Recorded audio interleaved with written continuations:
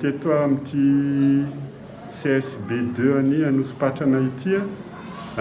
ny ekipa ministère ny fahasalamam-bahoaka hitondra ireo fitaovana hoentina miaro amin'ny ity aretina Covid-19 ity. Izahay avy amin'ny ministère fahasalamana amin'ny kabinetra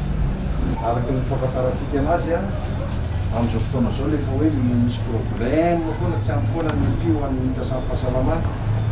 tsy niaraka ny teny recommandation an'ny président graduel sy ny ministre dia tonga eto izay solotena avy amin'ny ministère viraka anatitra ny EPI ho an'ny CSB moa zany dia fantatra moa ny fiparian'ilay valanaretina amintsika miresaka zao eto amin'ny Antananarivo renivohitra ary ilana ezaka be dia be eo amin'ny fiatrehana an'ilay izy ka anisan'ireo atao hoe hiditra an-tsehatra mavitrika amin'izany fiatrehana an'izany valanaretina zany ireo mpiasan'ny fahasalamana izay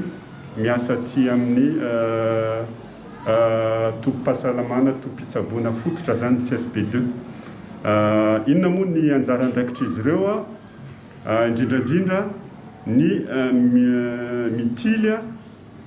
amin'ny alalan'ny fizahana ara-pahasalamana izay ataony amin'ny mahazatra ny olona izay mety ahahina ho mitondra ny tsimikaretina. Ny CSB zany dia mitomboka araka ny baiko miasa tsara aminay miasa zao moa zany dia mitomboka mandray marary ka diagnostique clinique no ataonareo zavatra tsara fantarina koa zany dia tokony mahay définition d'un cas tsara nareo dia tokony mahay traitement tsara ihany koa nareo dikan'izany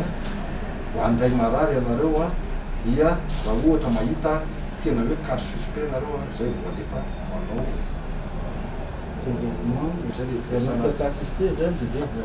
prélèvements, et le ministre, c'est un prélèvement.